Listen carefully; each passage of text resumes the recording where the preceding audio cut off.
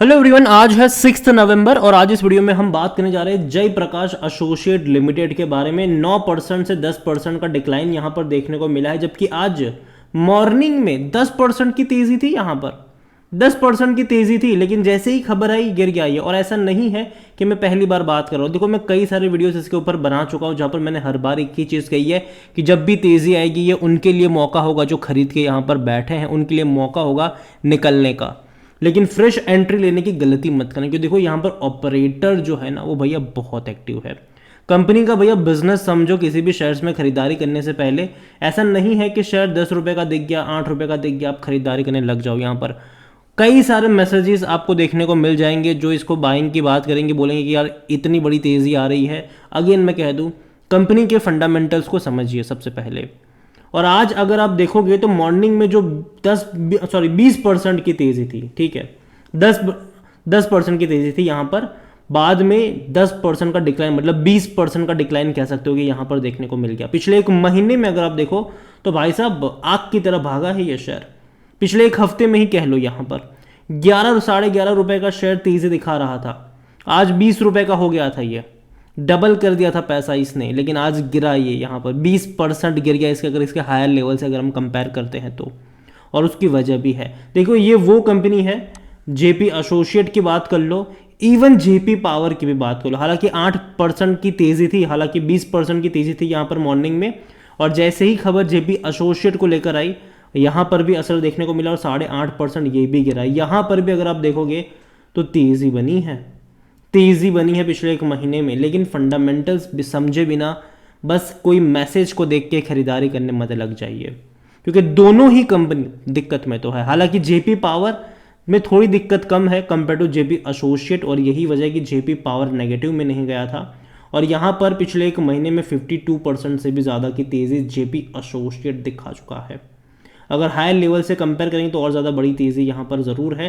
पिछले एक साल का ग्राफ अगर देखें तो 69% भागा है, लेकिन हर बार मैंने एक चीज़ कही है कि ये जिस तरीके से भागेगा उस तरीके से वापस भी गिरेगा। और बिल्कुल ऐसे फॉर्मेशन जो पहले बने थे अब वैसे यहाँ पर बनने के चांसेस ज़रूर है, क्योंकि भैया एक बार फिर से जेपी एसोसिएट ने डिफॉल्ट करा है 4260 करोड़ रुपए के आसपास का लोन का। क्योंकि देखो, कर्जे में है ये कंपनी, ठीक है, लोन में डिफॉल्ट कर रही है। यहां पर खबर कुछ इस तरीके से है कि क्राइसिस हिट जेपी ग्रुप, क्योंकि इनकी जो फ्लैगशिप कंपनी है अजय प्रकाश एसोसिएट, 6 नवंबर को it has defaulted 4258 crore rupees worth of loan including principal and interest amount. और ये बड़ी बात है, आप इसको इग्नोर नहीं कर सकते।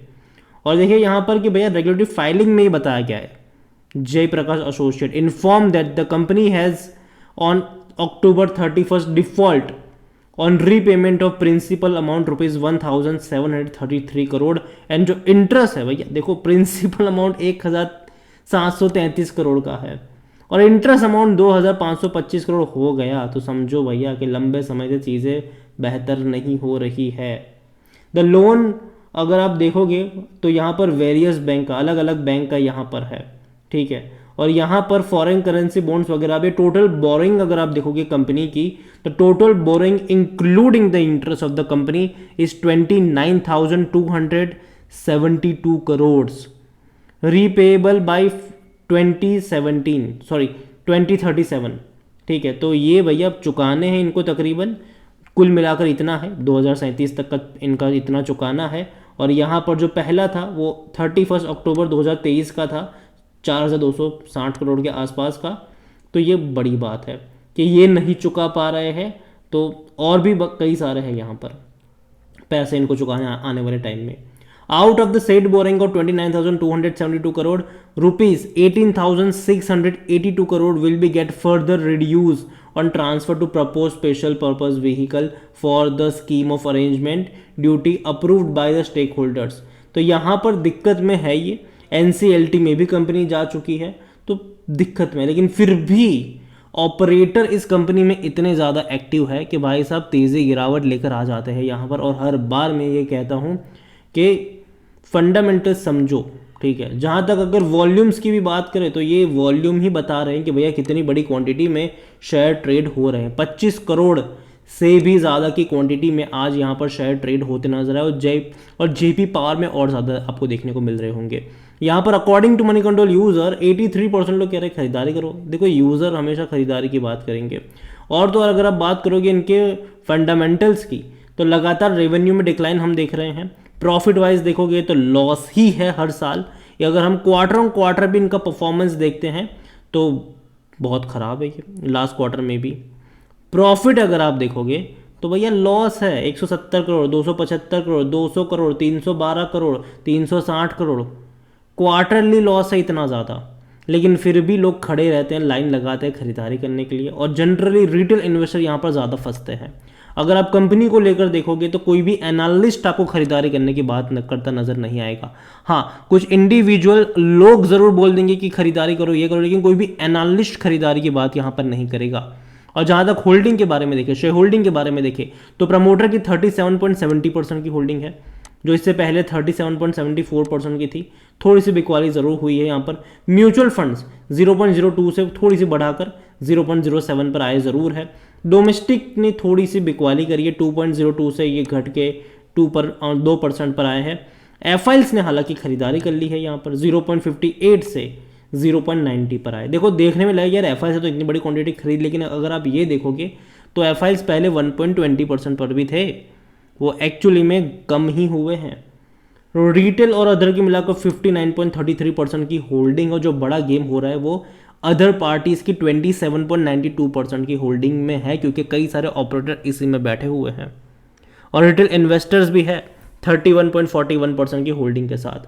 देखिए ओवरऑल इस कंपनी को लेकर मैं इतना कहूँगा कि यार देखो, न्यूज़ कई सारी आएंगी, कई सारे चैनलों पर आपको शायद यहाँ पर ट्विटर पे वगैरह पे आपको शायद इसको लेकर खबर मिल जाएगी, या फिर इसको लेकर किसी के द्वारा टारगेट्स मिल जाएंगे। लेकिन अगेन अवॉइड करिए, क्योंकि ये कंपनी फंडामेंटली स्ट्रांग नहीं है, डेट ज़्यादा है इनके ऊपर। और अगर डेट ये लोग चुका भी रहे हैं तो अपने असेट्स को बेच के चुका रहे हैं, ठीक है। तो वो भी समझिए कि इनके रेवेन्यू जो है वो आने वाले टाइम में कम होते चले जाएंगे। लॉसेस जो है वो अगेन ज़्यादा है इनका, और अभी भी बहुत सारा कर्जा चुकाना है इनको। ये तो भैया एक इंस्टॉलमेंट था, आगे और आने वाले हैं। तो ये प्रॉब्लम में है ये कंपनी, आप इस चीज़ को समझिए। अगर यहाँ पर थोड़ी बहुत प्रॉब्लम अगर किसी की सॉल्व हो रही है तो जेपी पावर यहाँ पर थोड़ा बहुत कह सकते हैं कि हाँ इस पर रिस्क ले सकते, लेकिन फिर भी मैं अगेन कहूँगी अवॉइड करिए इसको भी।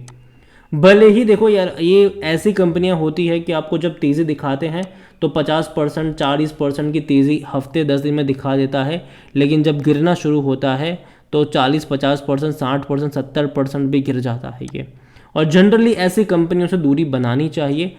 मार्केट में और भी अच्छी कंपनीज़ है जो अच्छे खासे डिस्काउंट वैल्यूएशन के ऊपर अवेलेबल है, आपको वहाँ पर फोकस शिफ्ट करिए। और देखो दिवाली तक बाज़ार अच्छे मूड में रहेगा ये मैं मानता हूँ, लेकिन उसके बाद करेक्शन डेफिनेटली आएंगे। तो यही कहूँगा आपसे कि जल्दबाजी मत करिएगा।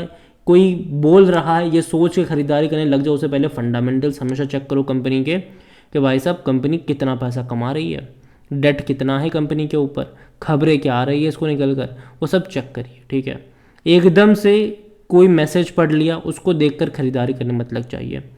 यहाँ पर जब भी तेज़ी आएगी वो खरीदारी के नहीं बिकवाली के मौके होंगे, प्रॉफिट लेकर भागने वाले मौके होंगे, ना कि ये सोचे कि भैया मल्टी बैगर बनेंगे, ये सोचे खरीदारी मत करने लग जाइएगा। बस मैं यही कहना चाहूँगा इस कंपनी के बारे में, बाकी मर्जी आपकी है। वीडियो को यहीं पे एंड करूँगा। पसंद आया हो तो लाइक करें, शेयर करें, चैनल वगैरह पहली बार आए तो प्लीज़ सब्सक्राइब करें। और जय प्रकाश एसोसिएट लिमिटेड के बारे में आप क्या सोचते हैं वो भी आप मुझे कमेंट में लिख के बता सकते हैं। इसके अलावा अगर आप चाहते हैं कि मैं जेपी पावर के ऊपर भी एक डिटेल वीडियो बनाऊं तो कमेंट में इसका भी नाम लिखिएगा। जितनी ज़्यादा कमेंट आएगी उतना जल्दी वीडियो आएगा। Thank you.